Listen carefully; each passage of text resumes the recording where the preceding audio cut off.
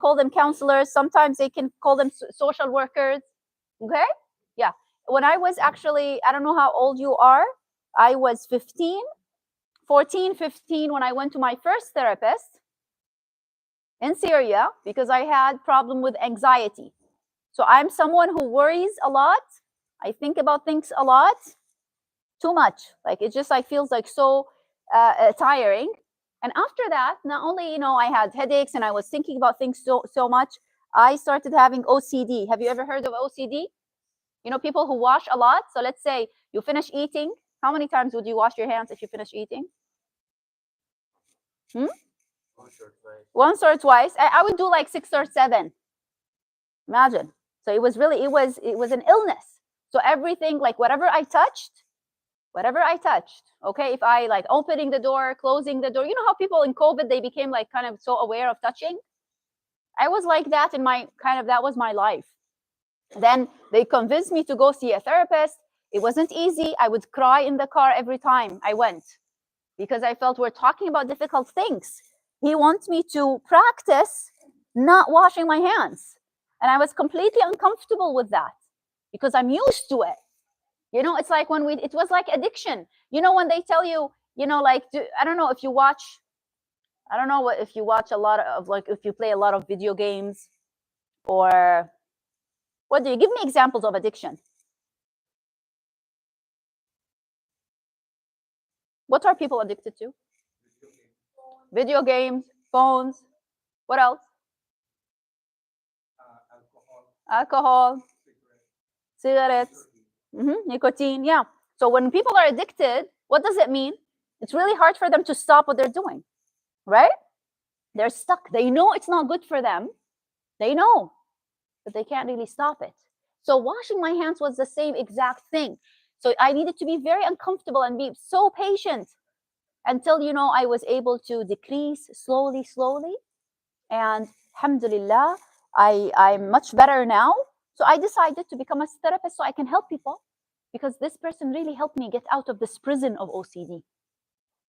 The good thing also, I feel it's a blessing from Allah subhanahu wa ta'ala because now I know when you go through difficult things, let's say you travel from city to city or you change schools, you travel different countries or any experience that we go to, we just feel like, yeah, I've been there. If somebody tells you, I have somebody lost their grandfather. Anybody lost their grandfather or grandmother? Yeah. So if somebody lost their grandparents, you will know how it feels, right? You can help them. You can empathize with them because it's a similar experience. If someone is sick, I have many people in my family, may Allah heal them and recover them all, who struggle with cancer. So when I have a friend who's struggling with cancer, I know exactly how it feels, right? So going through certain experiences will help us be there for people and be able then to help them.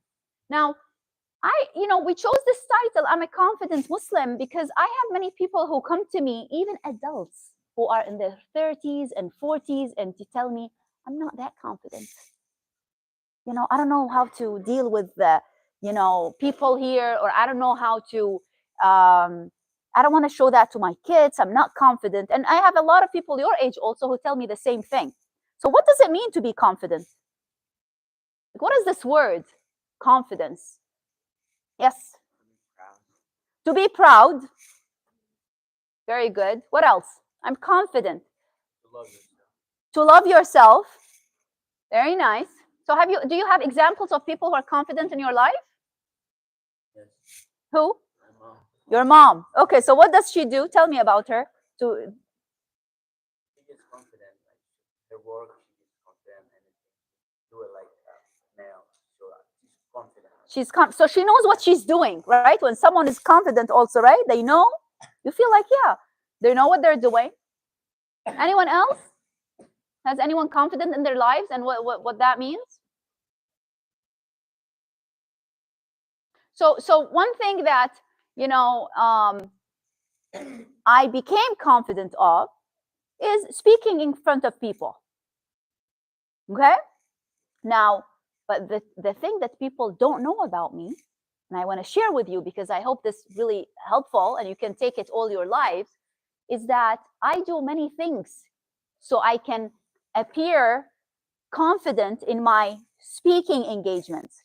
Now, mashallah, here you're kind of a smaller group relatively.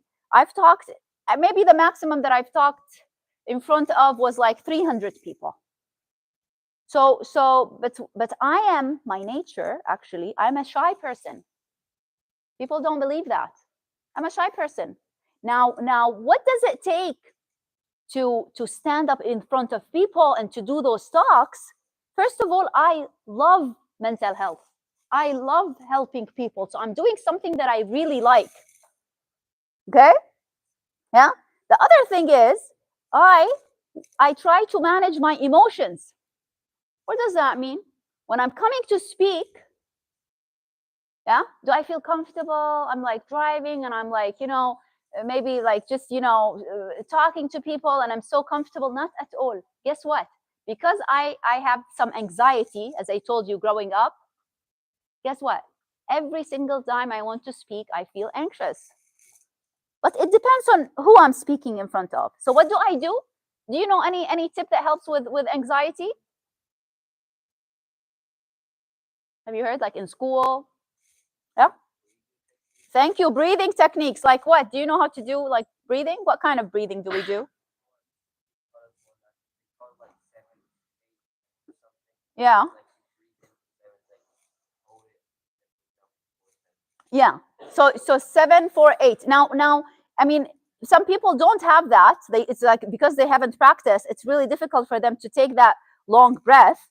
But you can start with anything that's just like longer that you usually breathe. So let's try to practice that. We're gonna breathe in from our nose, okay? Then we're gonna hold it, and then we're gonna exhale from the mouth. Okay? Some people like to put their hands just to see if there's anything changes. You can just put your hands on your chest, and you cannot put your hands. So whatever makes you comfortable. Are you ready? Yeah? Breathing in. Okay, 1, 2, 3. Breathe in. Hold it. Hold it. Then exhale from your mouth. You're not exhaling. Are you? Yeah. Again, inhale. Hold it. Exhale from your mouth. One last time. Inhale. Hold it. And then try to think of all the negative things going out. Now, the more that you practice, think about it as like a muscle. You know, when you start running or if you go to the gym or you do any sport, at the beginning, if you haven't worked out at all, how would you feel? Fatigued, tired, maybe sore. But then, what do? You need to keep doing it until it becomes a habit. So next time when I'm going to this like talking event and I'm anxious, actually, once I do like a couple deep breaths, I'm good to go because I've practiced that. Okay, so think about, like what I want to do. Actually, if you all have note cards, if you have, I actually want you, not if you, I want you to write a question, any question that you want, because I'm gonna answer your questions without names. Okay, anything that you want to ask me about, any problem that you're thinking of, just write it down, and I'm gonna take the note cards. Okay, because sometimes you'll be listening and you will have questions. Like, okay, I want you to write 2 things, please, that you're grateful for. 2 things you're grateful for.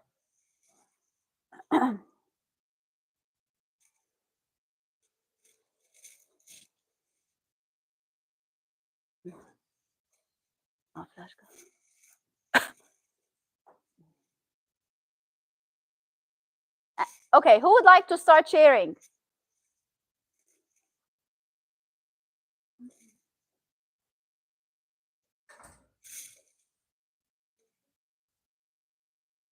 Who would like? There is no right or wrong answer. Yes? My parents. Thank you. Who else? What else? You were there yesterday, right? Yeah, you and the other one. Yeah. Yeah. Okay, what else? Who would like to share? What are you grateful for? Huh? Your house. Yes, thank you. Girls, what are you grateful for? In the back, please. Huh? Your health. Yes, please hear. Your family. What about you? I'm so curious about what you're grateful for. I can tell you one thing. Maybe you can be your parents. Water. And maybe also you're grateful for your twin brother. I don't know about that. I have friends who have twins. They always say it's the best thing because you always have someone with you. Yeah? Sometimes. Okay. So this is a very important tool for us whenever we feel not that great. I mean, of course, we can thank Allah subhanahu wa ta'ala all the time. But when we don't feel great, you know how sometimes you feel like, oh my God, I'm really kind of bored and maybe I feel lonely or nobody understands me. It's very important to start saying, oh, you know what? Let me think of what I'm grateful for because at least I have something. It makes me feel that it's not like that bad. It's like, okay, now we kind of talked about that, characteristics of confident people. It's like, there is a psychologist called Jordan Peterson who talked about 12 rules for life. Okay? And he asks about this. Imagine, he said, if you want to be confident, you start with making your bed. Who made their bed this morning? Tell me. Who made their bed this morning? Thank you. So people who didn't raise your hand, who made your bed for you? Maybe nobody? Sorry. Did you make your bed? Yeah, mashallah. Both of you? Mashallah. Did you make your bed? Yeah? Who didn't make their bed? And who made it for you? Okay. So they said, so how does your room look like? Something like this? Or this is too much? Have you seen anything like that? I have. You have. Okay. So he's saying if you want to start, you know how, we're not born confident. Some people, yes, they have different personality characters, but we can always work on it. And that's why we're talking about it today. So he's saying the first thing to do to start feeling confident about your life is making your bed. Seriously, why do you think of that? Tell me, what does making a bed require or means? Let's say you're coming home after Sunday school, long day, you learned a lot, and you come to this room. How would you feel? Wow, that's so comfortable to be in. How would it feel? Yes, it will add to your stress. Chaotic. And actually, sometimes it just feels good that you have your bed made out. So exactly. If you come to this room, yeah, and you feel like it helps you organize your thinking. We might not feel it right away, but people who are in chaotic rooms, actually, this reflects sometimes how they're thinking, how they're all over the place. So he said, if you don't know where to start, just start making your bed. And also we think about making your bed as finished project. You know how many people they say we start something, but we didn't finish it? But with bed, we feel like, okay, we did it, we finished it. So start with that. The second thing he said for confidence is the way that you stand up. Okay, now you're all sitting down. I know that. How about you all stand up and you show me how you're standing up with your back really straight. Quickly, stand up. Yes, girls, stand up. Show me how you're standing straight. Standing straight. So how would confident people look? Yeah, your shoulders, if you can just push them back a little bit. Show me your shoulders. Yeah? Okay. Show me, girls. Show me. Confident. Your yeah. Okay. Now, how about, let's say if you're in school, I want someone to show me if someone is not confident. And I'm serious about this. I don't know if somebody's thinking, what is she doing? We're not that young. We're not kids anymore. It doesn't matter. Even for adults, we do that. Show me how an unconfident, how might look unconfident person look like or walk. Who want to show all of us? You can sit down, but I want just someone to show us. You want to show us? Okay, thank you. Sit down. Thank you.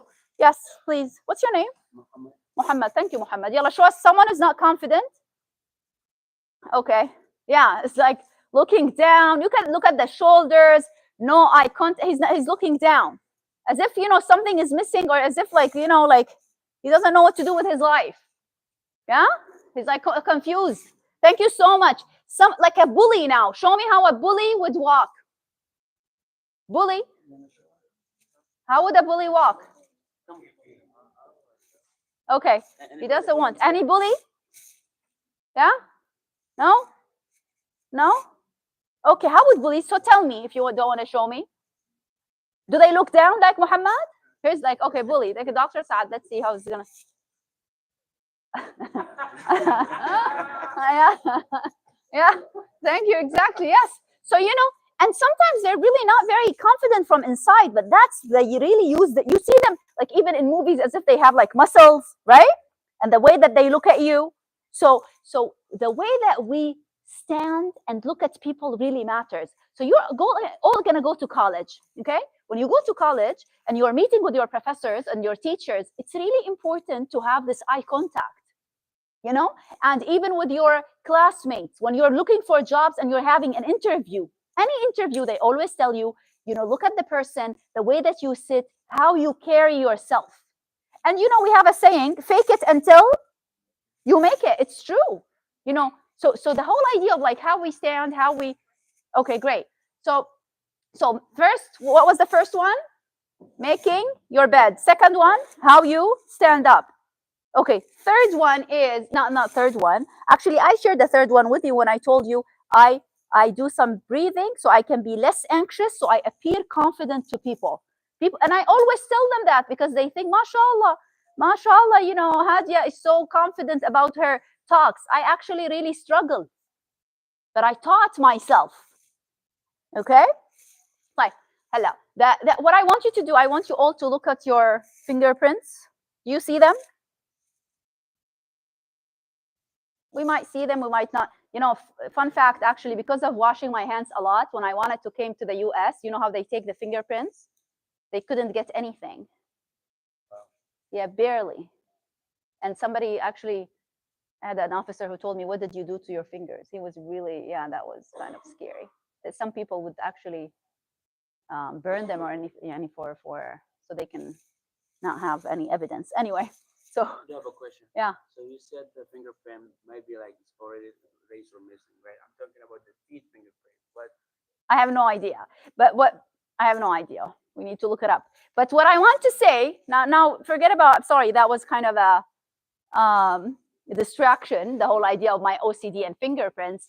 But I want you to imagine. I want you to imagine since the creation of Adam, how many people have been there? We don't know. Since the creation, no one has your fingerprints. So I want you in the same way to think that, this is something only for me. This is something only for Hadia, only for Muhammad. What's your name? Huh? Sean? Okay, this is only for Sean, the fingerprints.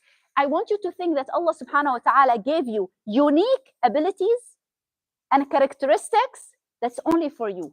Not only that, you have a role on this earth that no one else has. You might say, I don't know what my role is. Does anyone know what the role is? Do you know what you're going to do in the future? Yeah? No, it's going to take time. Sometimes you're older, you go to college and you're still figuring out what you're going to do. Right? I figured it out. It wasn't easy. I asked people, I tried to, I went through this experience of therapy, but then I know this is what Allah gave me as something special, being a therapist. So no one else would be from Syria, my age, living in Chicago, and have the same characteristics and working with people. So think about that. Whenever you feel like, oh, what am I doing? No, you're very, very important. No one else. And guess what? If you die and you don't take advantage and utilize what Allah gave you, guess what? The world will miss out. Because no one else, it's exactly like your fingerprints. So I want you really, really pay attention to them.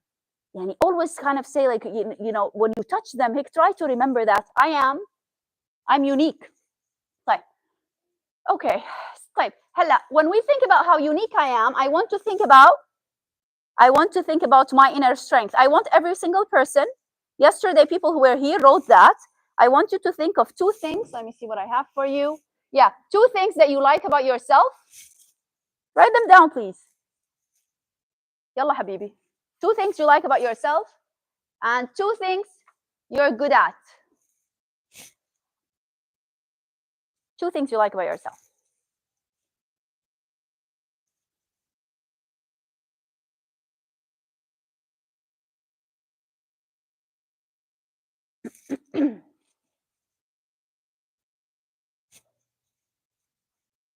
Yes, please. Thank you.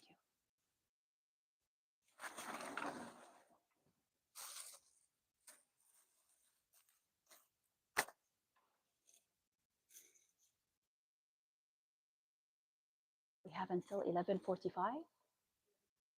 45. Wow. Okay. Yeah. Okay. Who wants to share? Share one thing. One thing, girls. One thing you like about yourself. Come on. Anyone from the adults wants to share something they like about themselves? Yes, Dr. Saad? Ability to communicate. Thank you.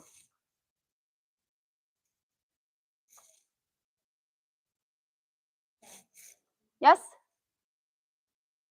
Uniqueness. How? How? How? Okay, so you like that you're different than others. Okay. Thank you. Yes. Huh? Your drive to do hard work. Very nice. Yes. I like myself because my name is Muhammad Asad Salam. Uh-huh. So you like your name, it reminds you of the Prophet all the time. Yeah. MashaAllah. Inshallah, you will have his manners. So here, anyone, what do you like about yourself? Personality. You like your personality. What kind of personality do you have?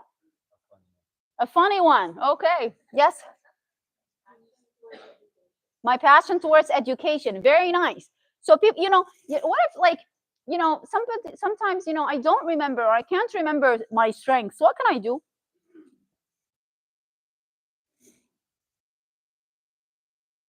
Okay. Huh? If you can't remember, who can remind you? Okay, put it. Okay, put it on your phone. You can, sometimes since you mentioned the phone, you can go to you can Google, for example, strengths, like personal strengths, and they will give you a list, and you'll be like, oh, I have that, but I just forget to mention it. But also, what I was referring to is that you can ask people around you. If you have a close friend, your parents, your teachers, because sometimes we don't notice. Let's say you are a caring person, but you never really thought about it because this is what you care about other people. You like to help them. It's part of you. You don't really think about it, but people notice it. So when you ask them, they remind you. As you said, you're funny. Also, I'm sure many people told you that you're funny, and then you just felt like, wow. Yes, it's very important. Listen to this. Very important to know your strengths. You know why? Because confident people are always focused on their strengths, not their weaknesses. Do you have weaknesses? Absolutely. Absolutely. So think about, when we think about weaknesses, because we're always want to focus on the weaknesses so we can improve them. Who can give me example of weakness? Personal weakness. Yes. Somebody sleeps a lot. Sleeps a lot. Okay. Yeah. Do a lot of activities. Not a lot of activities. Yeah. Maybe come laziness. Watch a lot of TV. Yeah, this is a weakness. Anger. Thank you. Yes, anger is a huge one. It's a weakness. Yeah. Impatience. So we want to look at ourselves as different parts. Okay, so we have strengths and we have weaknesses. The mistake that people do is that it's like black or white. So he gets angry or she gets angry, that's it. It's a hopeless case. There's nothing we can do about that. He didn't do well in math or physics. Physics for me was very difficult. I used to be very scared of the teacher. So then, okay, I don't understand anything, or I'll never understand physics. No. So it's, what do? We actually borrow.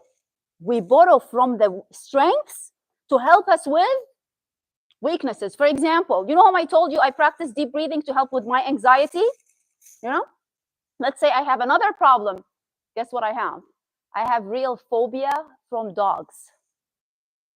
Why? When I came to visit my aunt, I was 12, long time ago, and I had there was this black, huge dog who kept chasing me, and I was shouting, and I went into circles, and nobody really stopped the dog. I was 12, now I'm 46. Imagine but I didn't work on my phobia. I didn't. I left it. So did it go away? Till this minute, anything that looks like a dog, if they come close to me, it's embarrassing sometimes. You know, we have a lot of dogs, even in my neighborhood. So I try to calm myself down, but guess what?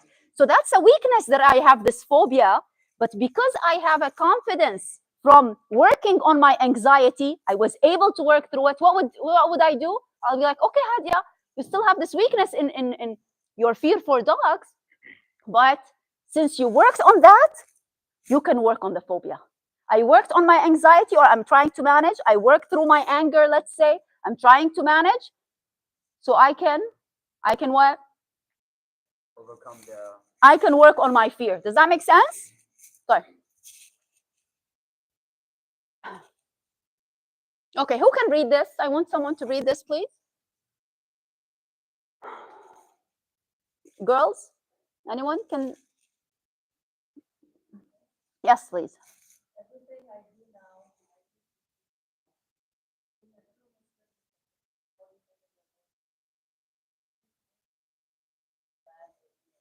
Okay, who do you think? Thank you. Who do you think said that?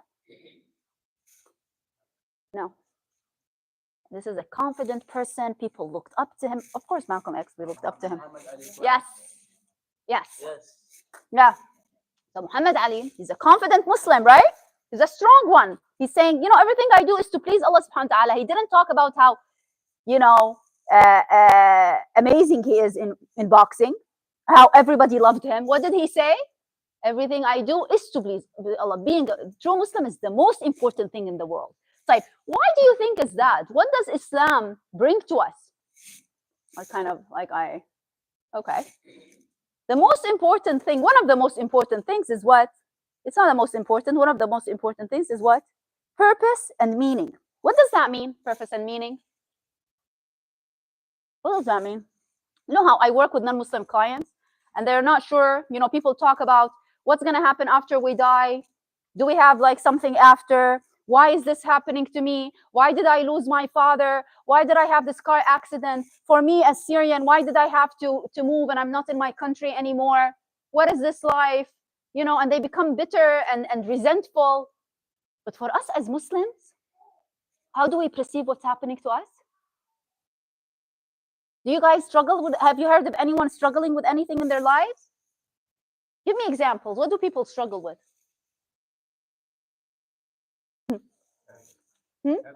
Health. Yeah, what else? School, yes. School. Yes. Parents, yeah. Sometimes you have very angry, aggressive parents. You said parents as well? No, okay. Yeah. So people struggle with many problems, yeah? Someone who is sick in their family, someone who's disabled in their family. So like a dad who's very aggressive, a mom who's very sick, like all of this. So how do we perceive all of that? As Muslims, Allah gave us in the Quran this guideline. So what did he say? How do we perceive? There's this verse that I love about the testing. Allah is saying, whatever we give you, that Allah will give us different types of tests, and He lists those tests. And guess what? Guess what? The first test, where is it here? The first test that Allah mentioned is the idea of what? Fear. It's not a coincidence He chose that as to be the first one. When I look at fear, I think about my anxiety. And I look at different fears that people have, and I look at different psychological problems. So if you are struggling with any psychological problem, depression, anxiety, some people have autism, some people have what? You've heard of, like, for example, bipolar, something, whether something like some types of addictions, what some loss, anything that you struggle with, we always are rewarded for it. It's a test. So when I think that it's a test and it will pass, how would I feel? Confident. Confident. Thank you. And when I think that it's not, I'm not the only one who's having that. Am I the only one who has this fear? No. Am I the last one who's going to have fear? No. Allah's saying you're all going to have different types of losses, whether, psychological unsafety or physical ones, different types of tests. But we know that it's all about being focused and getting the help to go through this test. So we won't feel like, oh, why is this happening? When people, a lot of my clients started asking me about my religion when COVID happened. They were like, what is this one virus that will make us die and that's it? So they started asking me, in your religion, what do you believe in? So it's really important that Islam gave us this guideline. Another question I have for you, like, have you heard of anyone who converted to Islam lately? Yeah, have you? No? And why is that? Do you know the reasons? Yes, because they found answers. They confident to become Muslim. They found some answers that they were looking for. When we think about, like, what is this life about? Right? A lot of people became Muslim because of what's happening in Palestine, right? Yeah, right. Because what were they? What are they surprised at?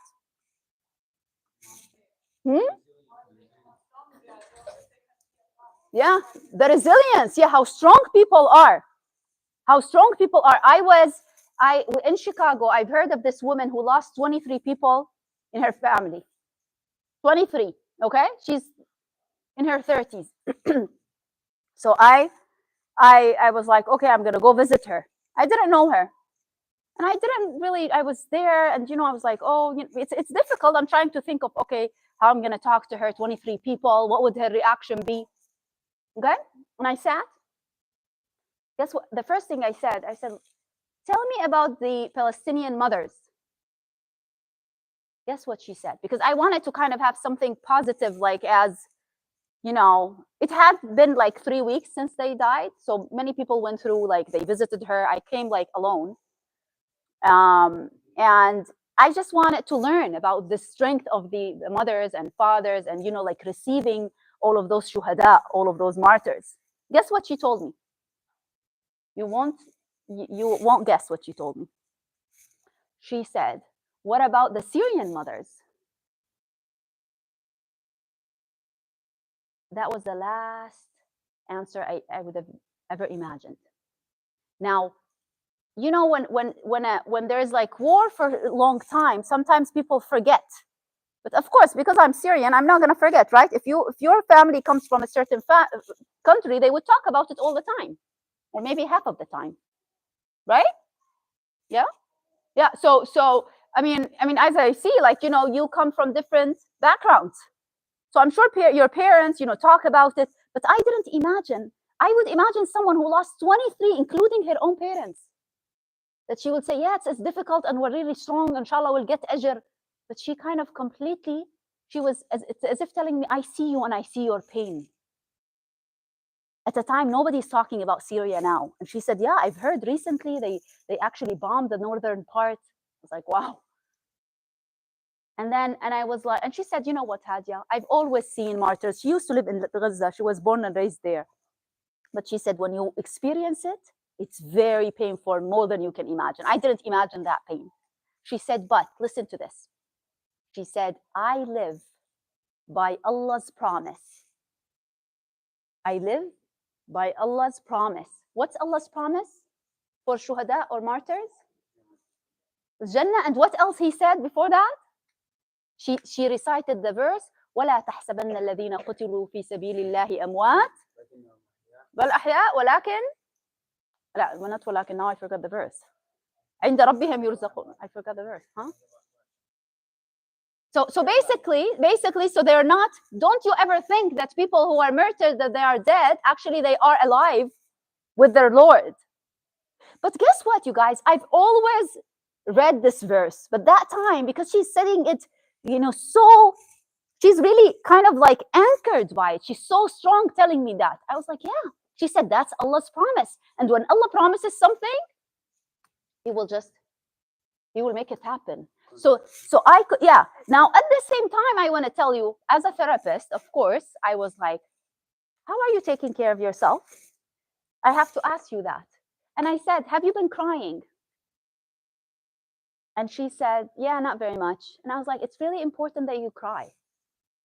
And that doesn't contradict this idea that we're strong and confident about, you know, the challenges, that Allah will reward us for every single thing. But we also need to express our emotions. There is no contradiction. People think that, you know, a lot of people think what we see on TV, you know, like, oh, look at them. If somebody doesn't cry after a death or something bad, he's strong. But that's wrong. That's wrong. It's important to get the emotions out. What are other ways to get the emotions out, the negative emotions, if it's not crying? Give me, tell me. Talking about it. What else? Huh? Screaming. Screaming. Yes. You can go out and scream. I agree. Denial. So that's denial is going to be like what? You tell them, you know, are you okay? Yes, I'm okay. I have a client who had a car accident. You know, let's talk about it. I'm fine. Don't ask me anything. You know, car accidents can be hard. You need to get this, you know, huh? Praying. Some people pray. Yes, it helps. And also physical activity. You know, physical. When do you play sports, you guys? What do you play? Huh? Football? Soccer? Any kickboxing? Anyone would like to be like Muhammad Ali? Yeah? 2 girls. Actually, it's really helpful because you're getting all of this energy out. So I want you always to think, when I'm struggling, what do I need to do? I need to get the energy out. Okay, part of feeling confident is having SMART goals. Have you heard of SMART goals? We're not going to go through that. Inshallah, next time. It's like being very specific about what you want. So people who are confident, it doesn't come, as I said, by birth. They have goals. Teachers can help you with your goals. Maybe your goal is to learn more about Islam. Your goal is to be better in chemistry or math or in reading. Your goal is to know how to manage your anger. How do I do that? Right. Okay. Okay, look at this. So what do you tell yourself when you're standing in front of the mirror? MashaAllah, how Allah created me, very handsome, MashaAllah. Look at me, how beautiful I am. Look at my hair, look at my muscles. I don't have muscles. Okay, what do I say? Oh, or do I say, oh my God, look at this pimple. Oh my God, I can't see myself in the mirror. I have a client who says that, I can't see myself. I just pass by. Now, we all have things that we don't like about ourselves physically. I mean, it's not a secret. People choose what they focus on. So what we say here, self-talk is so important. What we tell ourselves affects how we feel, and then it affects how we behave. So let's say I have a thought that nobody understands me, nobody likes me in this school. Okay? How would I feel? Huh? You don't belong there. You don't belong. So how do you feel? You feel I don't belong. Okay? So give me a feeling. Feel like an outsider. Huh? Insecure, uncomfortable. What else? Nobody is nice to me, isolated. What else? I'll feel rejected. Maybe I would feel angry also, right? All of this. Like, if I am feeling angry or rejected, what might my behavior be? I'm really angry. Nobody likes me. I've been trying to talk to people. Nobody's talking to me. Okay? And I've been trying to talk to you many times. What's your name? Huh? Sorry, not to put you on the spot. What's your name? My name? Omar. Omar. Okay, Omar. Sorry about that. So I've been trying to talk to Omar. He's not talking to me. And I'm really angry. I want to play with them soccer and they're not allowing me. What am I going to do? I'm going to show them how my muscles are strong and I'm going to punch him in the face. Have you seen this in your school? Like in movies, maybe. Or maybe at home. You know, a father who's frustrated, he thinks nobody really listens to him. You know, they're just close to their mom. Some people are like that. So he feels like lonely. He feels like maybe disrespected. What would be the behavior? Aggressive. So when we want to change that, if you struggle with anger, you need to go here and to think, what am I really thinking? What am I really thinking? You might just said salamu alaikum and he didn't hear you. right? And if he heard you and he didn't say salam and they don't want you on their soccer team, you can have other people. You can look for other people. So it's really important to think of like this thought piece.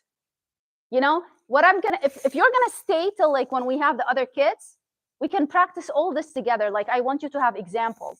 And I just noticed that we didn't do the question and answer. Maybe we just, yeah. Yeah. Okay. Have you all written questions? I got two so far. I got two so far from the girls, but I'm sure boys you got questions, so let's read those in. Okay. So just to summarize, everybody can become confident. Okay. We know where we're going as Muslims. We know when we have difficulties that it's okay. It's part of life. It doesn't make me feel weak. So that gave me confidence that I know I'm not alive just for no reason, right? And we need to focus on what my strengths are and what my weaknesses so I can work on them. Okay, one last thing while they come, I want to say,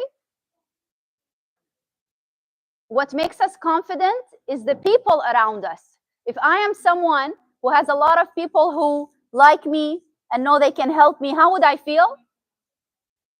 I feel good. I feel supported, right? Well, do you know each other? You don't know each other? This is the first time you meet each other? No. Okay. I want you to turn to the next to you and ask them how they're doing. Shake their hand, smile, and say how are you doing? Salaam alaikum. How are you doing? Girls, salaam alaikum. How are you doing? Salaam alaikum. With a smiling face. Salaam alaikum. How are you doing? Salaam alaikum. How are you doing? Happy to see you. Salaam alaikum. Happy to see you. Alaikum assalam wa rahmatullah. Very happy to see you. Salaam alaikum. Salaam alaikum. Happy to see you. Salaam alaikum. Your twins also? MashaAllah. We have two twins in this. Wa alaikum assalam. Happy to see you.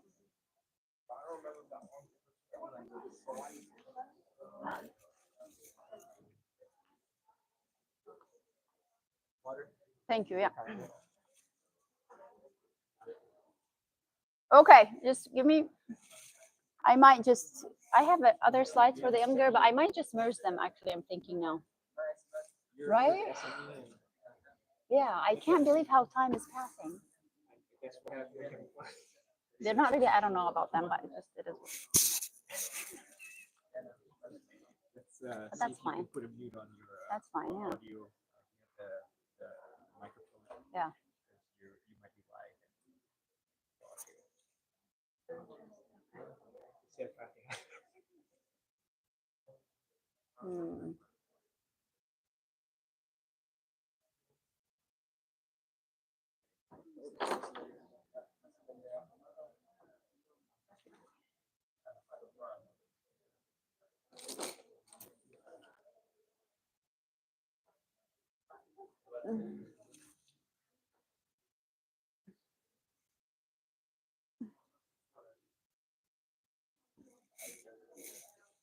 Assalamu alaikum wa rahmatullah. Welcome, our students. Very happy to have you, and very happy for the ones that are still here. So, okay, guys, everybody has a note card for people who just joined. When does this finish? Just to have an idea again. 12:30. Okay. So people who joined, can you please raise your hand? Okay, my name is Hadia. Have you seen me before? You've seen me before? When? Yesterday, okay. You've seen me before? Yesterday, you didn't see me, I saw you. No? No. Maybe I'm wrong. Okay, I'm a therapist. Do you know what a therapist does? What do they do? They make people like feel you have depression, you go to a therapist, like they get rid of depression. Nice. So they make people feel better. Thank you. Thank you. Okay, so what I want you to tell me, mashallah. Welcome. I'm just gonna go with the flow, like, because, yeah, I'll see.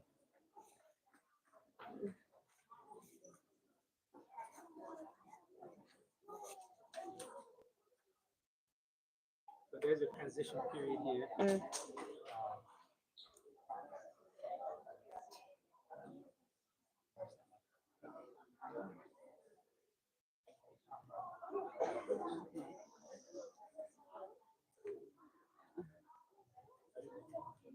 Students, if you have classes, you have class on the carpet doing Arabic, you may join us and sit down for the lecture. So if you have classes during Arabic carpet, sit on the carpet.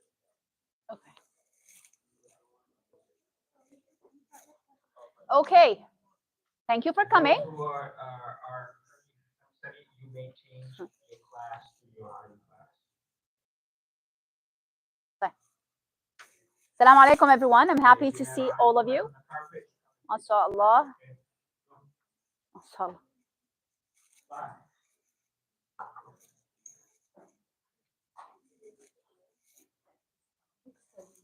Okay, are we all here? Yes, no? Okay. So we're talking today about being confident. Okay, we're going to continue talking about being confident, but I would like to hear from our new students who just joined what they understand from the word confident. What does that mean? Assalamu alaikum. MashaAllah. Thank you for the smile. Makes me feel so happy. You're welcome. Okay. What does it mean to be confident?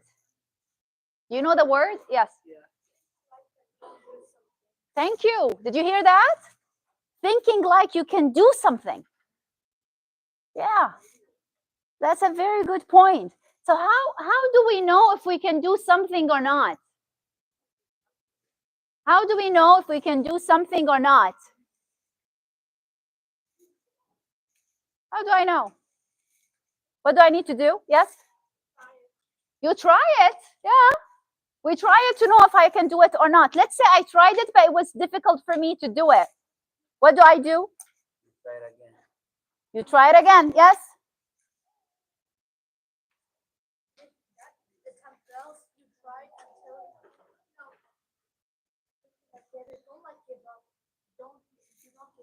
Yeah, you heard that? What did he say? Yes? You keep trying until you get it. MashaAllah. Very good point. Okay, so I would like you to tell me things that you tried and you were able to do. You tried and you were able to do. I want more different students, please. I so much appreciate you. Yeah. The smile, mashallah. Yeah. Yeah. Things that, have you ever tried anything and it worked? Yeah. Like what? Give me an example. Yes. Huh? Cooking. Very nice. What did you cook? Huh? Noodles. Okay. So cooking. What else you tried and it worked?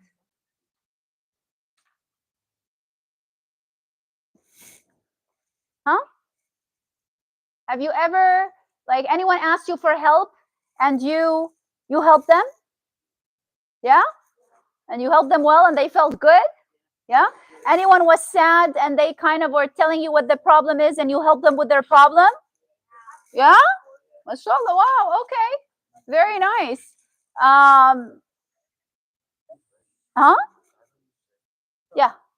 Okay. So, you know, we were saying that being confident really is something that we can always work on because we all have weaknesses and strengths.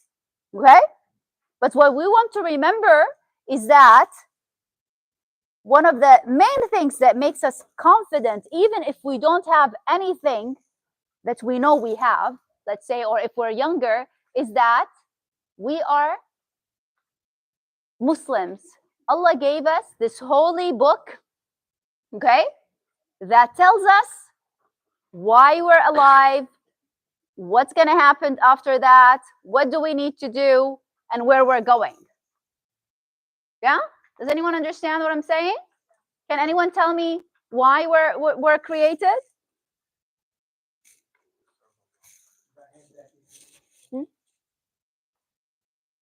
Yeah.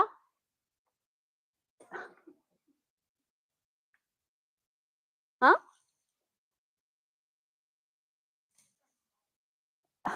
Yes.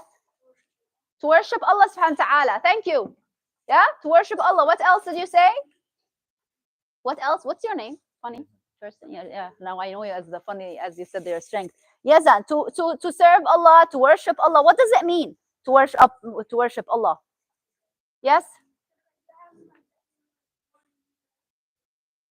To what? Okay, to pray to Him. This is one thing. What else?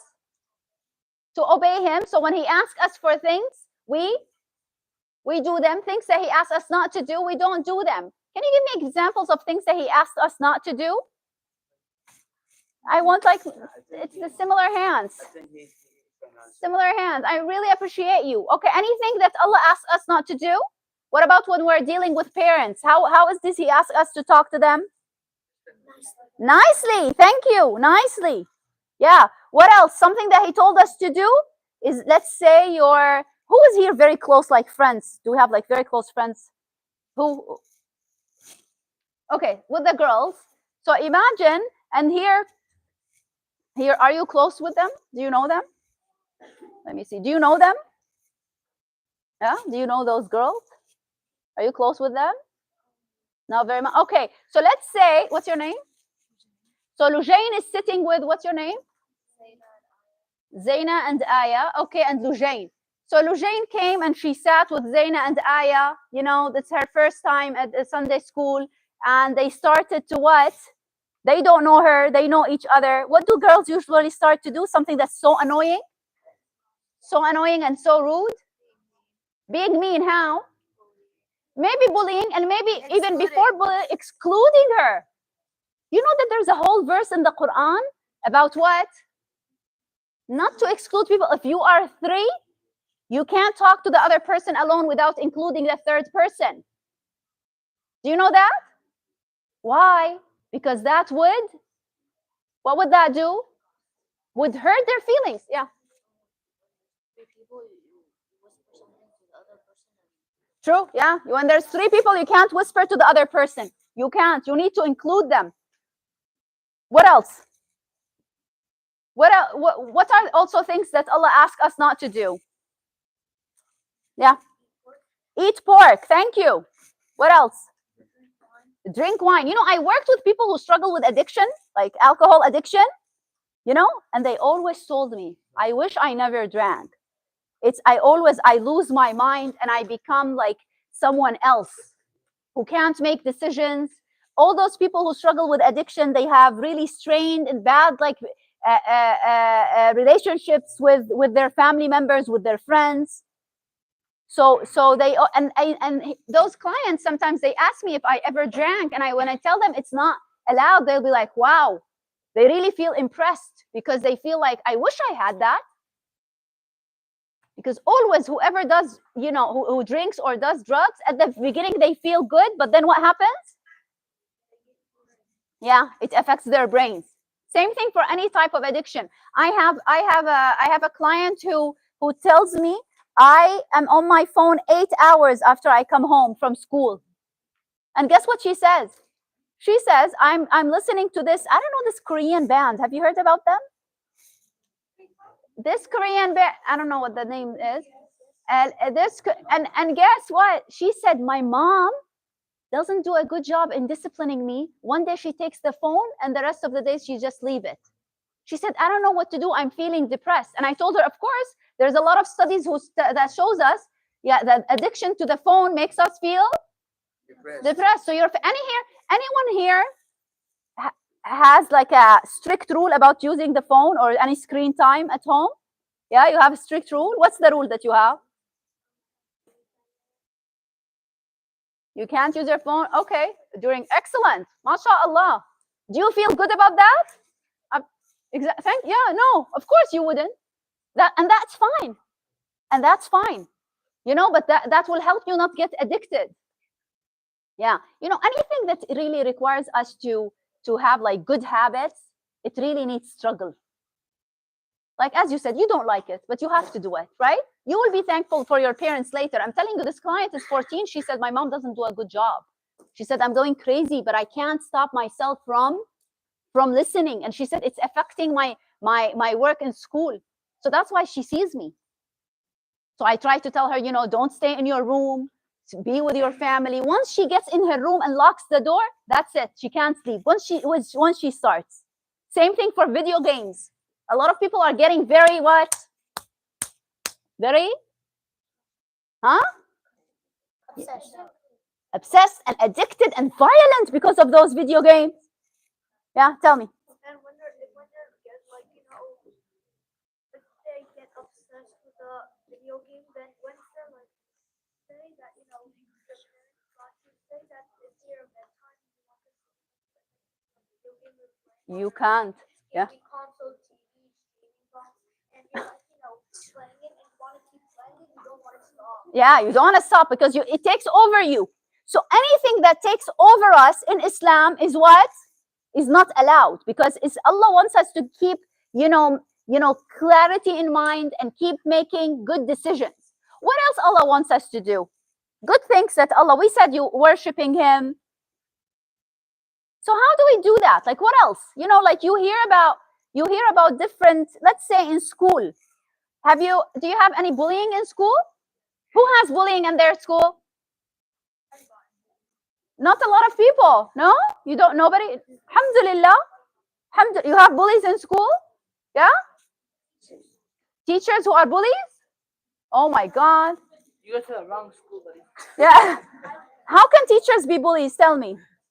They like yell at us for just one thing. Yeah. That's not bullying. And what do you do? Just listen to them. Okay. So, you know, let's say we have a bully in school. What can we do? And you know, they're hurting other people. What do we do? What's our responsibility? Okay, we tell it, so we do something about it. Thank you. Yes.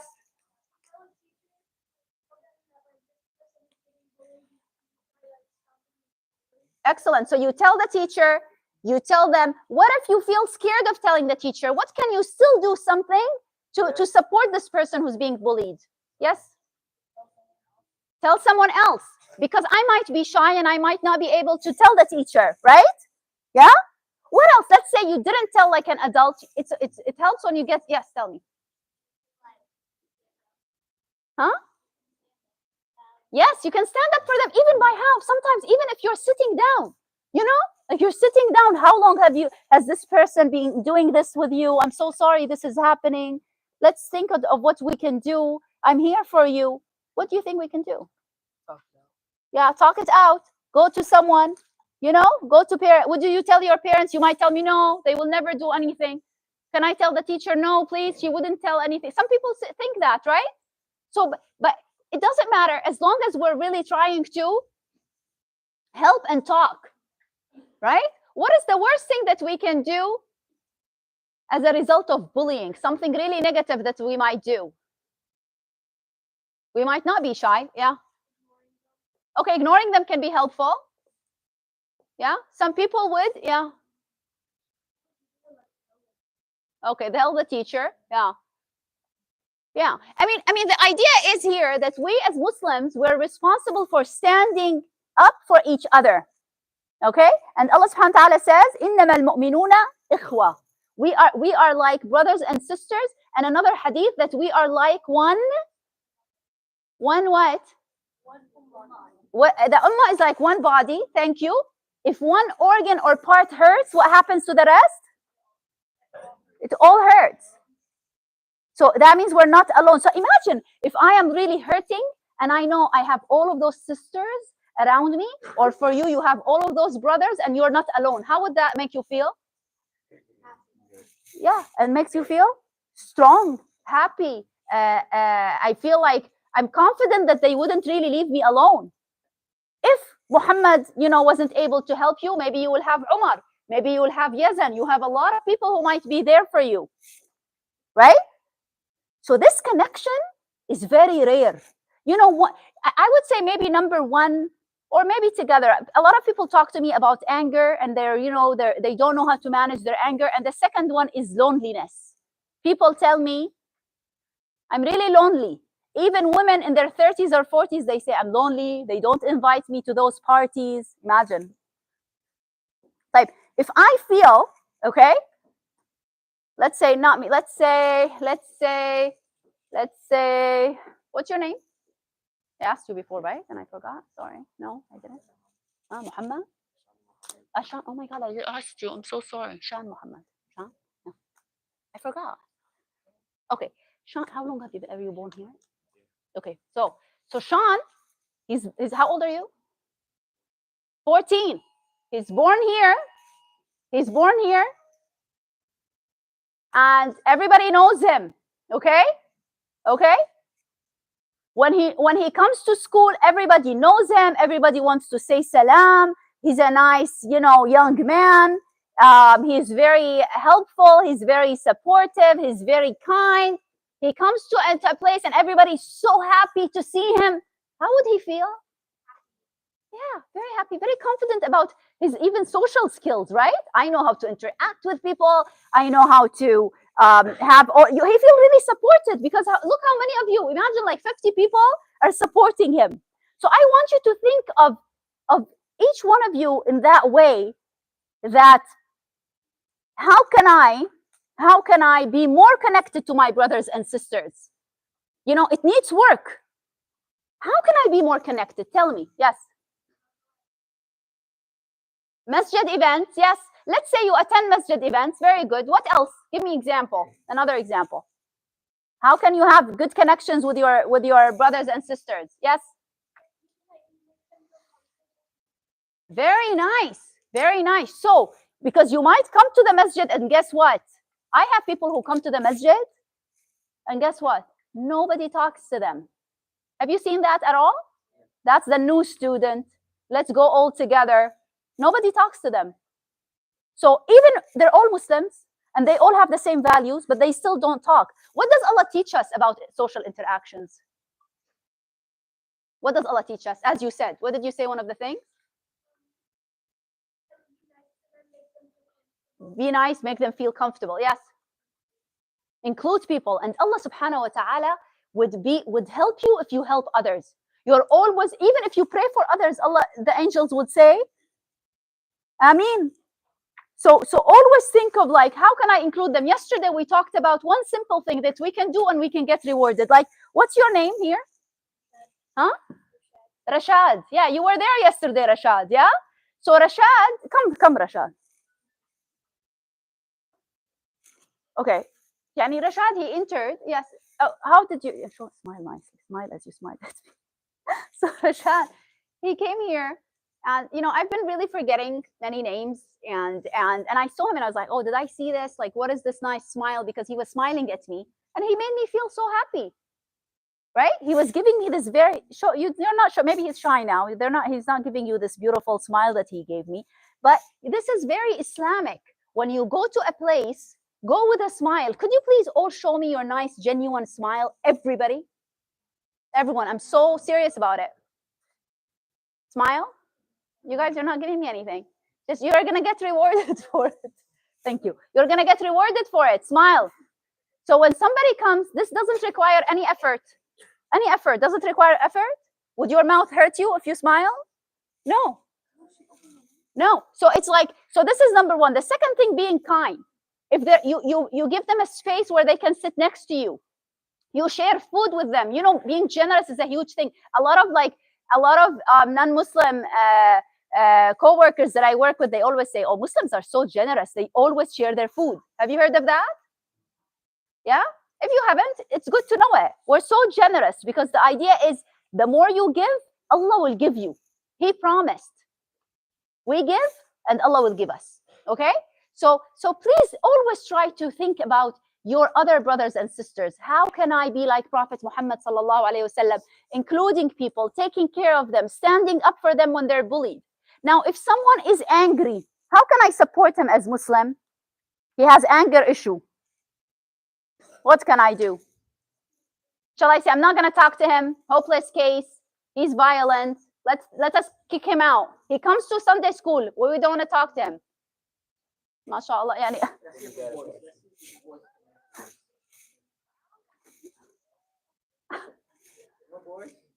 Yeah.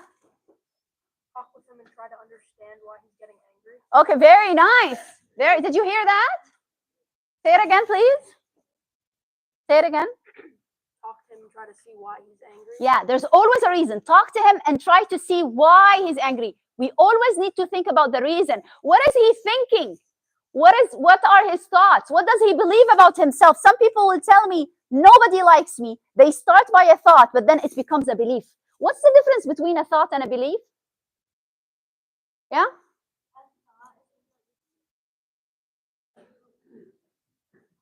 Yeah. So a belief is deeper than a thought. So we all have different thoughts in our heads. Okay?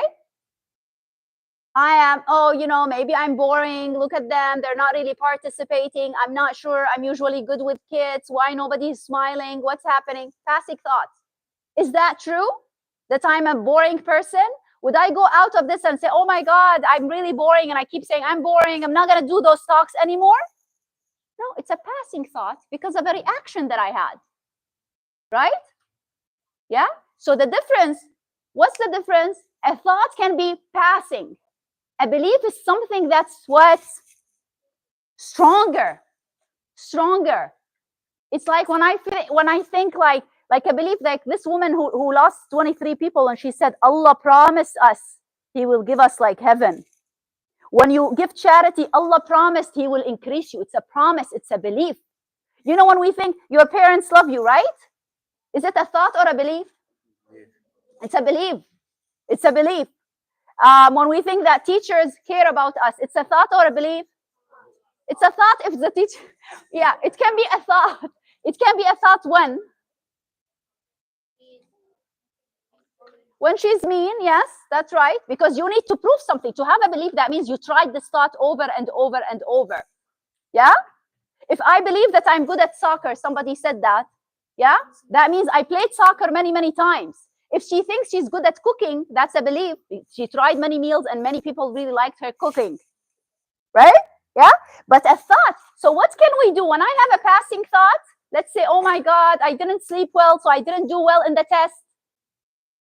I'm always going to fail. That's a thought. Because, other days when you sleep well, you do well. Right? So what I want you to think about is every time you have thoughts, to investigate. To what? What does that mean? Do you know an investigator, like detective? Yeah. Huh? What's the meaning of detective or investigator? Yes. Excellent. To find proof and evidence. So let's say if usually I do well on exams and that day I didn't sleep well because I was fighting with my father. Okay? And I was worried because he took the phone and I don't know what's going to happen. And I didn't pass the test. I had a D or F. The evidence, how can I look at the evidence? I look at other times when I did tests. Right? So give me a social example for thoughts. Social, let's say in school.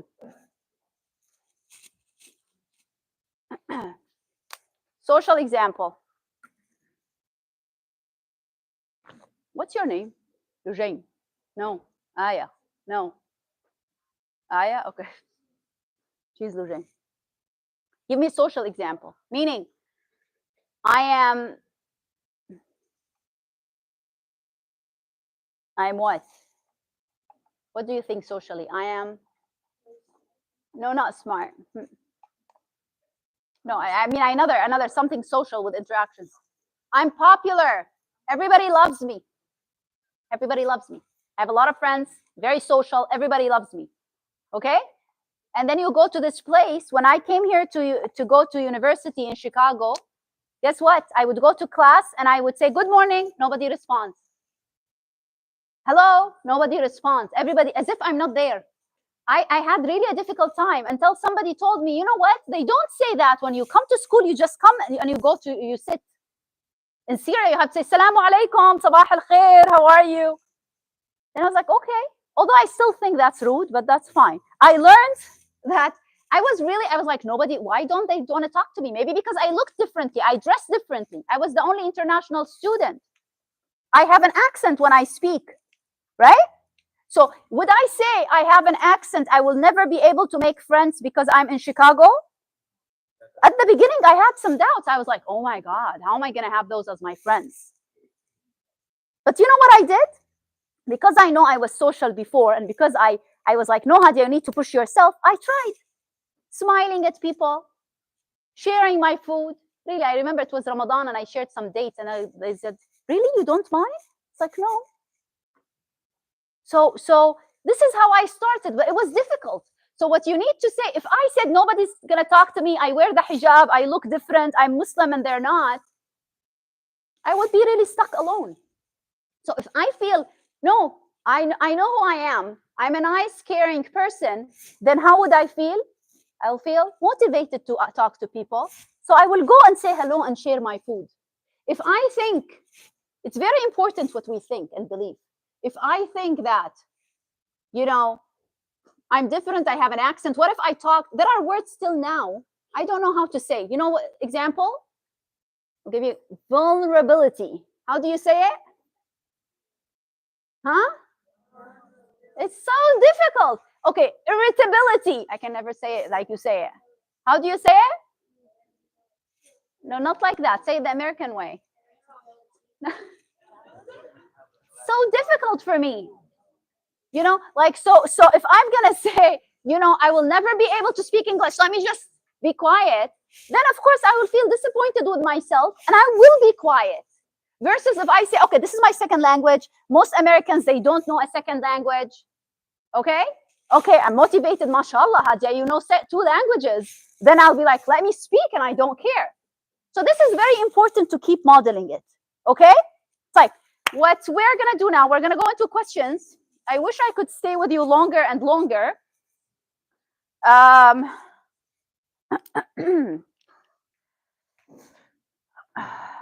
Okay.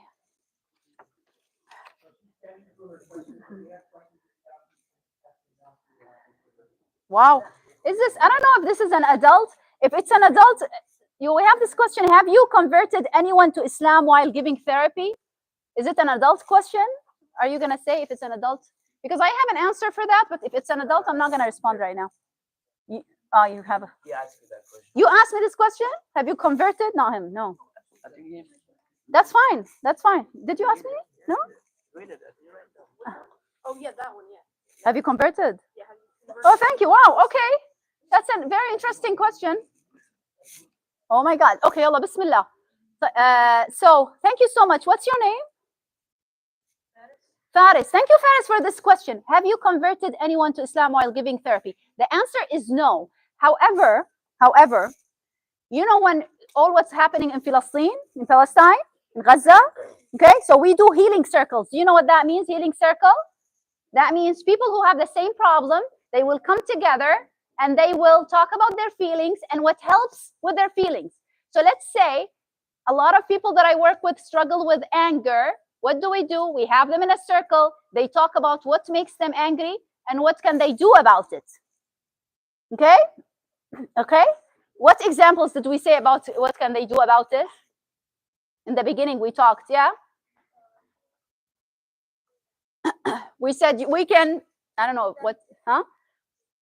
Maybe I forgot if I said them here or it's been, you know, I've been repeating similar stuff. So we said if we're angry, what do? We talk or take a deep breath. We can also, Prophet Muhammad sallallahu alaihi wasallam used to say, if we're standing up, we sit down, we change our position. Taking a shower helps a lot. Running and any physical activity. So if you're angry, don't talk to your teachers or your parents while you're angry. Say, and go do something else. After that, when you're quiet, tell them, when I'm angry, I'm going to go to another room. I don't mean to be disrespectful. If you can. If you can't go to another room, go wash your face if you're in school. So what happened, we had a healing circle for people, for Palestinian Americans who were struggling with what's happening in Palestine. I went there, I was one of the facilitators, and I asked them, how are you feeling? They're so sad, and I said, okay. I told them, I worked with people who go through war, and they always tell me that Allah gives them ease with the hardship. There is a verse in the Quran, who knows it in Arabic? Inna, with hardship comes ease. Inna ma'al usri yusra, with hardship comes ease. Meaning, any struggle that we go through in our lives, Allah will give us ease with it. Means maybe this ease is someone to help you. Maybe this ease is a feeling. Many people told us, like, Allah gave us this feeling of, like, strength that we didn't really imagine. Like they had this calmness. So anyway, so I said, in our Islamic tradition, this woman wasn't, her dad is Muslim, she's not Muslim. She said, I'm not Muslim, but she said, I told them, with hardship comes ease. So Allah will support those people. And I said also, everyone has a role. Because someone was really angry. Someone told me, I want to go and kill someone. I want to kill like those Zionists. And I was like, oh, that's really intense. And another one was like, yeah, I've been breaking things. I'm so angry. Nobody's doing anything to people who are being murdered. And I said, okay. So I listened to all of that, and we talked about how we can calm ourselves down. Physical activity, as I told you, is very important. Jumping, punching. And that's it. After 10 months, this woman, she's 60 years old. She contacted me for therapy sessions. She said, I've been with my therapist for 10 years, but I think that you understand what I'm going through. She said, I'm not Muslim, but my dad is Palestinian Muslim. And you told me with hardship comes ease, and with everything, everyone has a role. Meaning, what does that mean, everyone has a role? Yeah. Everyone can help. One is good with social media. Some people will protest. Some people are good about talking about politics. Some people can donate money, right? Some people can cook and give people who need. So everyone can do something. Some people are funny and they can make people who are in pain laugh. So everyone has a role. So when we understand that my role is different than yours, you wouldn't be just sad or miserable or angry. You feel like, okay, I'm angry. What can I do with this energy? They're killing people in Palestine. Do you know that? And they're killing people in different parts of the world. So this emotion, what? We can channel it to do more.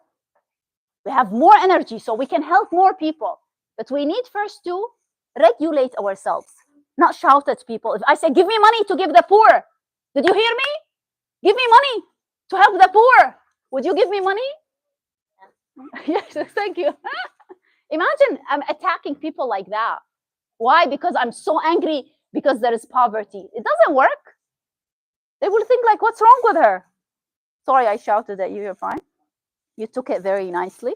Okay, so that's the answer. What I'm trying to say is, people get affected by things that we say, and I didn't expect her to. What advice do you have? Okay, for a mom who's burnt out. Okay, we can talk about that after the kids. I promise I'm staying, so I can. Can you help me? Yeah, just to say what's because I'm grateful for my family. How would you deal with a bully? What do you do for fun? What's your favorite movie? Do you play sports? Which ones? Okay, let's do how would you deal with a bully? We kind of talked about that. No, we didn't talk about the bully. We talked about how to support. But with the bully themselves, we said we can ignore them. Yeah? I mean, I think they can't only be ignored. We need to tell someone else. We need to tell a parent and a teacher. But many of the times this is not working. I know that for a fact.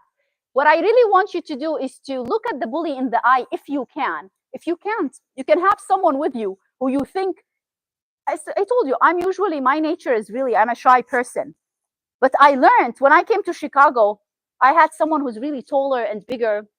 He looked at me. I was going down the underground to take the train. And he said, are you Muslim?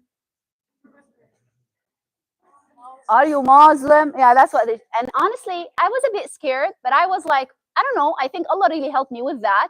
Because if I was going to get scared, it was me and him. There were a few people, but I was really scared. I was like, what if he pulled my scarf?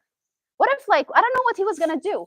And I don't know how I did it. I'm usually not like that, but you can always train yourself. Guess what I did? That's what I did, huh?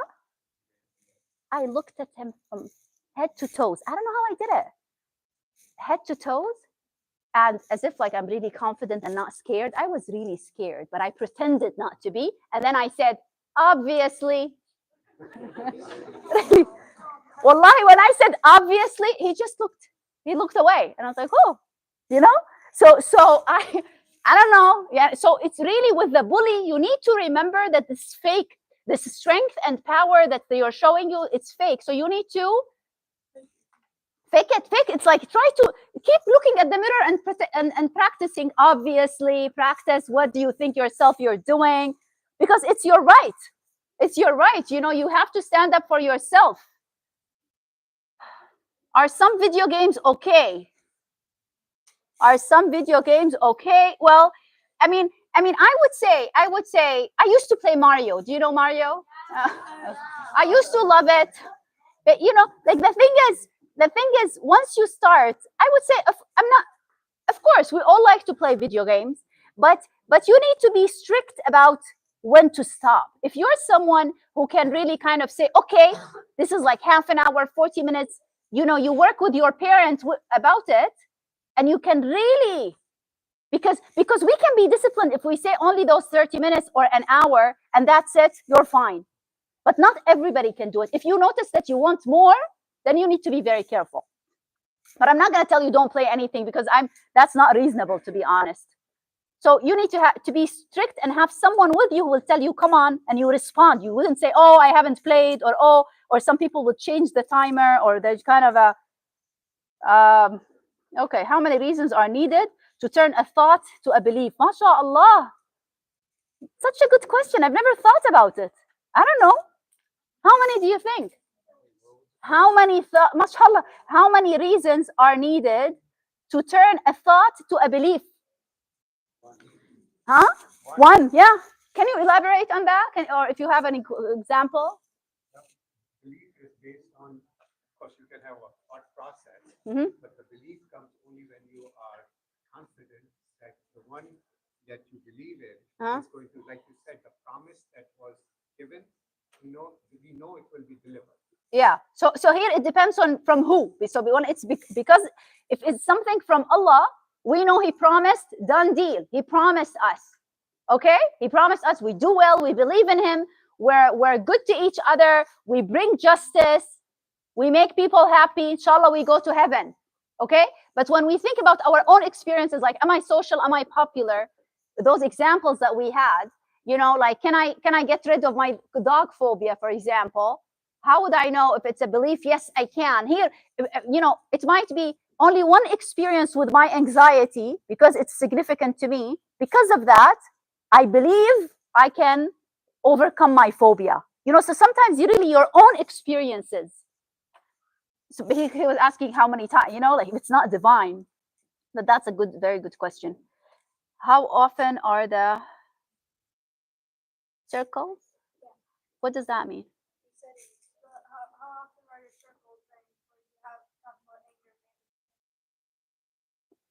What do you mean circles? Oh. Everyone's, I mean, now they're doing them every week, but they used to do them it depends. Like something horrible happens and they say, let's do healing circle. Well, thank you. Do you have Muslim clients? Yes. Most of my clients are Muslims now, because 95%, because I really want Muslims to be confident. And I know we can learn how to be that, and I want to help them. So we have a lot of Muslims, alhamdulillah. How do you deal with rude and cruel people on your journey of coming from Syria to becoming successful therapists in Chicago? Is this adult? Because if it's adult, we're gonna pass. No, not an adult. How do you deal with the rude and cruel people on your journey? Yeah, it's a good question. I'm trying to think of like how to be selective. Can we have 10 minutes from, what do they have now, break? Yes, there's recess time. Because I'm kind of anxious about, can we just push it a little bit, please? Where's Dr. Shazia? Now I'm becoming anxious about the, yeah, we can give them the recess. We can just change that, yani, manage. Okay, I'm gonna try. What is the first piece of advice you give to your clients who are struggling to be confident in themselves and their religion? Nice. piece of advice you give to your clients who are struggling with confidence in themselves and in their religion in the white world, predominantly white world? That's huge. Well, I would say many things. I would say first, it's important to have a brother or a sister. When you are with other Muslims, things become much, much easier. So people who have Muslim brothers or sisters in their school, it's much easier than being the only one in the school. This is number one. Let's say, some clients tell me there are Muslim students, but they're not nice. We don't want to be friends with them. Well, that's not Islamic, because I know if they feel, they can talk to them, so that really would give them strength. Okay? Another thing I would say is, make dua. Make dua. You remember how we talked about self-talk? Self-talk, we say, okay, I'm different. It's not coincidence that you were born in this country. It's not. Whether you like it or not. I spent 30 years in Syria. I came to do my master's. I never thought you will see me today. I had a very nice life in Syria, alhamdulillah. I was a teacher before I was a therapist. You would go to places, most people know me. I came here, it was very humbling. Nobody really knows me. I'm kind of alone. But what really matters is that I always made dua. I felt like I'm really not alone. I remember prophets, if you read Quran, always Allah says what? I'm with you. You're not alone. So I keep really saying prayers and dhikr so I feel connected. Okay? And the other thing that really helps is that human beings are human beings. Meaning, are there rude people and racist people? Absolutely. But are they the majority? Not really. So people are people. If I'm going to stand there and say, obviously I'm Muslim, I'm wearing the hijab, oh my God, they're looking at me, they're looking at my hijab, of course they're looking, maybe they haven't seen this in their life, ever. Right? Versus like, okay, let me just be the nice person. If I want to be close to someone, I'm good at, let's say, soccer. I really used to play soccer when I was in Syria. So I'm playing soccer. We can talk about soccer. We talk about things that we have in common. This is what I mean by human beings are human beings. So if, let's say, I shared some food, or I said I helped someone and I'm trying in the class to be maybe, nice, and they were rude to me, okay, leave it. Leave this person and try with someone else. So what I would say, keep thinking of what can I do, and keep remembering, keep your connection to the masjid, with your parents, share your fears with your parents. And sometimes people really don't care what religion you are, unless they're super racist and mean. But would people look at, someone who's different? Yes, they do. But then you can just tell yourself, okay, what if they're looking, so what? Try to tell yourself that. So what? It helps. So what? I know who I am. Now, when you have fears and worries, share them with someone, your teacher, your parent. Does that make sense? Because you wouldn't get your strength only from within.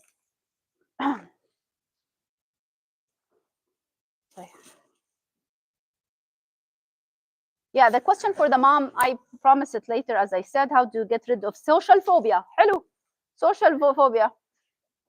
See, after a certain time, I will speak Arabic to you. No more English comes out of my mouth. It's like, how did I get, okay, social phobia. Who can help me with some, from all what you heard from me? A lot of social phobia has to do with, like, we think, going back to the thoughts, I think that they're looking at me. I think if I am dressed differently that they will make fun of me. I think. Do I have proof? I don't. Now, maybe sometimes we will go. Okay, let me tell you something. Actually, that's a good example. My own brother doesn't like that I wear the hijab. Unfortunately, may Allah guide him. I mean, he doesn't practice much, okay? May Allah guide him. Every time, he doesn't live here, in another country, every time I want to see him, in the past, he used to give me like a comment every single day about my clothes. every single time I saw him. Now, as we're older, he kind of stopped, but I became so uncomfortable. When I saw him, I always tried to wear this very nice scarves and very, nice colors. And I'll be also anxious about like, oh my God, he's going to say something about what I look. And I love him so much and I get affected by what he tells me. But what? I believe in my hijab. And I'm a proud, woman with my hijab. And I know that there are things that you will never get. So what I tell myself, remember how we said self-talk? Some of you came later. What you tell yourself is crucial. You know what you tell yourself. So if I say, okay, I'm doing this because Allah ordered me to. Okay, here. It's the same example as if we're sitting on the mirror and I'm saying, oh, mashallah. There's even a dua for when we look. Ya Rabbi, you gave me those looks. So make my akhlaq, my manners good. And so there's a dua when you look at the mirror. The same thing with self-talk. I talk to myself, okay, Hadia, I am, I'm doing this to please Allah subhanahu wa ta'ala. I love my brother. He will never understand. He might understand. I'm praying for him. And so I'm just not going to care. You might say, okay, it's different than social phobia, but I'm just giving you an example. This is my own family and I just feel so uncomfortable. Okay? So what helps me is that I really didn't care. I talk to myself and I say, Hadia, what matters is that Allah is pleased with me. But how did I get to that? I'm older than you. I try really to learn more about Islam, to practice more. Now I go and I pray at the airports and I really don't care. What if, somebody says something? What if, unless I'm in a state where, Indiana is different than Chicago. I get it. But going back to the idea of social phobia, I want you to start by your thoughts. Usually I give homework. I tell my clients, write down all the thoughts that you had when you meet someone new. And they will tell me, maybe people will criticize me. Maybe people will think I'm not that attractive, or I'm not that handsome, or I'm not outspoken. But how do you know? You don't have any evidence. So, and I also tell them, look for one person in the room who looks alone and go talk to them. And it depends, where do you have the social phobia? So if you are here with all Muslims, that's easy. That's easy. Even if you're not a social person, try. You look, we look at people's eyes and we see, oh, who do I think comfortable to talk to? If you're looking down, that's another tip for social phobia. Remember how we said, the way that we stand and the way that we look? If you're looking down or on your phone or eating a sandwich and you are really struggling with your anxiety socially, people will think you don't want them to talk to you because you're looking down. So that's why you need to be looking. And then subhanAllah, sometimes we'll be looking and I'll see, wow, he really wants me to talk to him, or like he's okay with me talking to him. Yeah? So, and I try, or I smile. It's an introduction.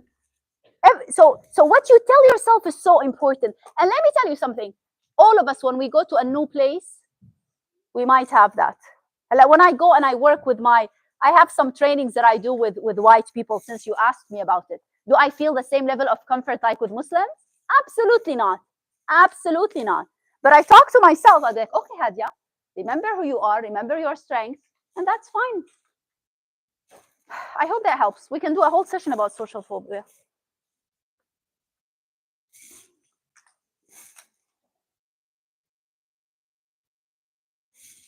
How did you become a scholar? I'm not a scholar. Thank you for thinking I am. How would you deal with a bully? We talked about that. But I like to, I always have, I talk about faith and mental health because they're interconnected. What do you like about therapy? I like helping people. Like I was helped myself, because for every problem we have a solution. So I like when people are psychologically comfortable, they can do great things. But if I am imprisoned in my anxiety, in my phobias, in my depression, in my addictions, I won't be helpful, not for myself and not for anyone. What to do when you feel insecure, especially in non-Muslim, that's the same thing. So again, once you have someone with you, it will help. And try to talk to yourself that, we're all like each other. It's okay. Not everybody's mean. Look for someone who might look nicer. Make herself known. Okay, what advice would you give to a female Muslim trying to become a psychiatrist and make herself known in today's stereotypical world? Maybe this is an adult question. I'll just say something. Do you know what is the difference between a therapist and psychiatrist? Have you heard of that term, psychiatrist?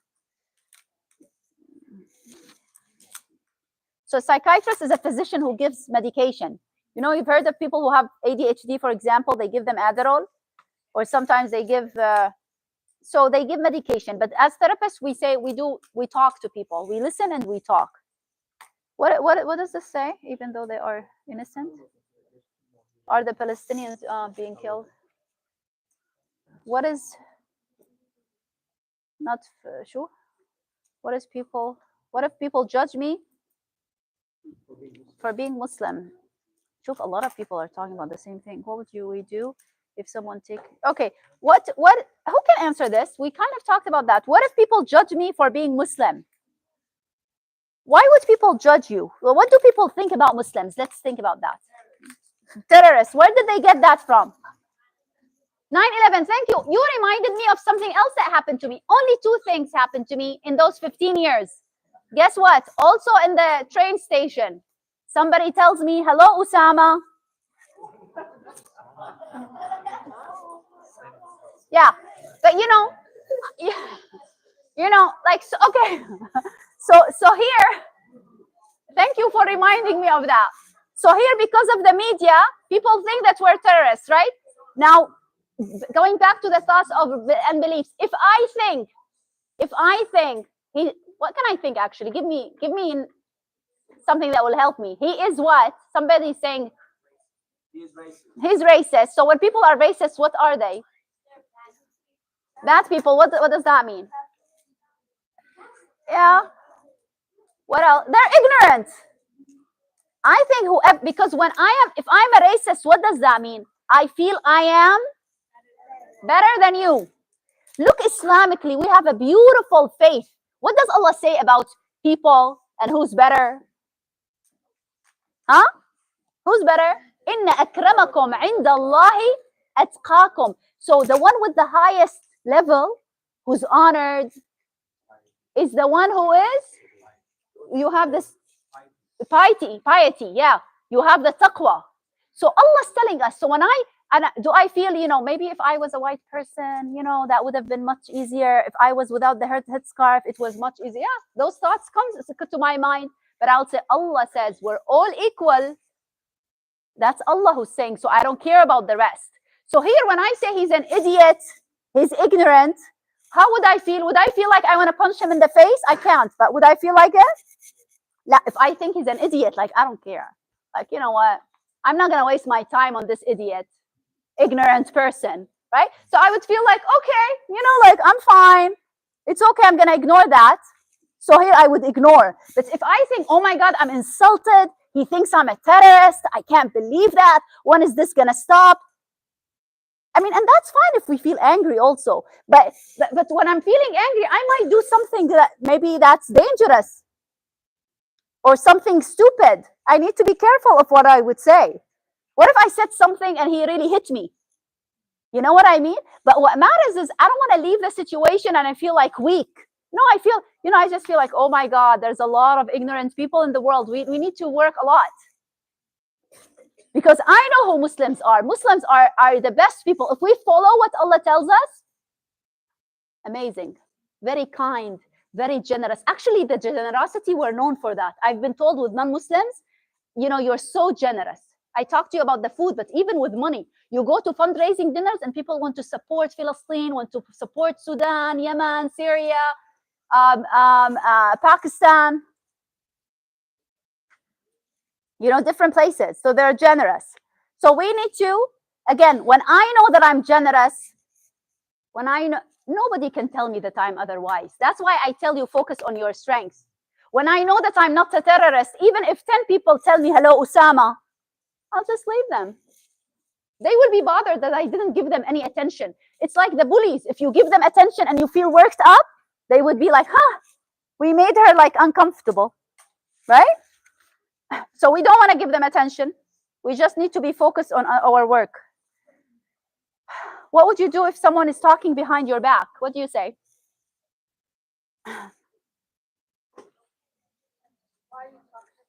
Okay, you can ask him, why are you talking about you? Yeah. Well, but I want you to think of like, yeah, what can I do? Yeah, if you can tell him, that's good. Why are you talking about me? I like this approach. Yeah.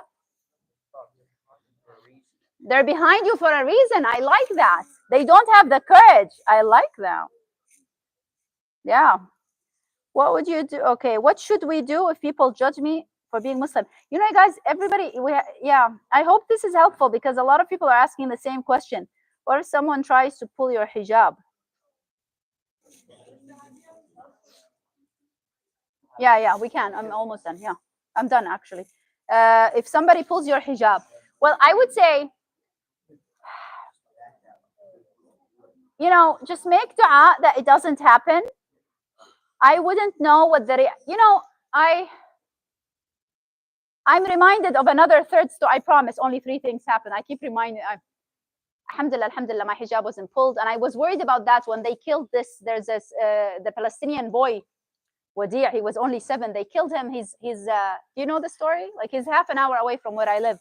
So I was really worried that, oh, how can I go with the hijab? I had someone once who told me like a very bad word. Okay, I was just in line at one of the stores. What I did, it's like when we tell people, I went to the manager. Okay, I was gonna go back and I said, what did you say? I don't know how I got this energy, to be honest. And then I was like, nobody said anything. Unfortunately, there was a long line. They were looking at us. He told me this bad word, and I just said, what are you saying? And nobody did anything. I went to the manager. I was still okay. Went to manager. Once I started talking to her, I started crying. And I was like, you know, he said very bad words. I told her what the word is. And guess what? To be honest, I was kind of grateful that this happened, because you should see white women, older women, you should see how many times she apologized. She not only apologized, guess what she did? First, she wanted to shake my hand, and then she said, can I hug you? And she said, I'm so sorry, because of what's happening politically, we have those ignorant people. To be honest, I didn't expect that. She went really the extra step to hug me. I was like, what is this? She was super nice. So I just felt like, wow, at the time that I have this ignorant person who said something really bad to me, I don't know why. Obviously, I thought maybe because I wear the hijab, maybe. I have this other experience. This showed me this very nice person that I wouldn't have thought that she would be that nice. She kept apologizing. I kept telling her, it's okay, fine. Please stop apologizing. So you know, there's good and bad in this world. So inshallah, nobody will pull your hijab. I can't tell you. So I will say you go to the manager. With the man, I hope the manager would help. If the person is gone and he pulled the hijab, there's nothing you can do. But at least you need to communicate this bad things that's happening. Don't go to the car as if nothing happened. Also, another thing you can do, we have CARE Chicago. I don't know if you have CARE, so you have a legal institution. Yeah, that maybe you don't have it in Indiana. Legal, yeah. So that protects Muslims. So there are people who can defend you, because this is a big thing. I think that's it. Yeah, I have many of them. They talk about judged as a Muslim. Yeah, and the burnt out mom, I can tell you afterwards. Any other things that we have here? Okay, yeah. Yeah, I wanted to picture all of them. I don't know if we're gonna do that. If people don't want to talk about, did we take picture when they're looking at me maybe, and just I'm in my action? So if they're with their backs, you know what I mean? No, we can do that. If we can do both. How?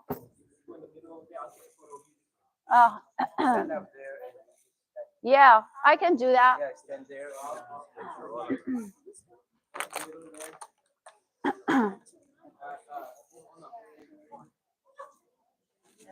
So it will be awkward just to be. Can you just?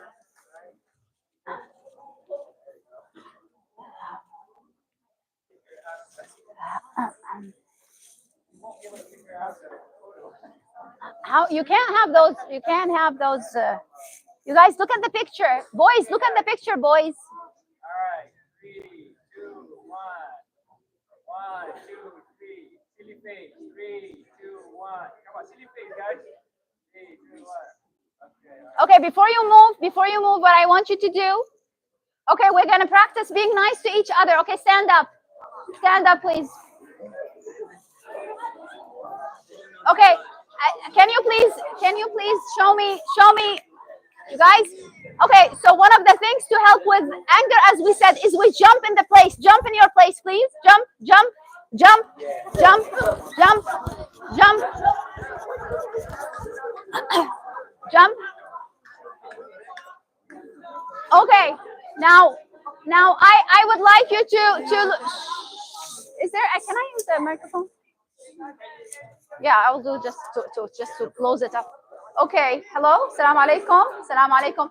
I want to thank you so much for your participation, for being there, for listening to me. I'm very, very happy to be here. MashaAllah, you have a nice community. Okay, boys and girls, before you leave, I want you to do the same thing as we did with the older kids. Everybody, you choose someone, you smile at them and you say, Salaam alaikum, I'm happy you're here. Okay, Salaam alaikum, I'm happy you're here. Girls, Salaam alaikum. Oh my God. Okay. Habibi, thank you so much for your participation. Thank you all, mashallah. Twins. Which one, Habibi? I'm so sorry. Which one?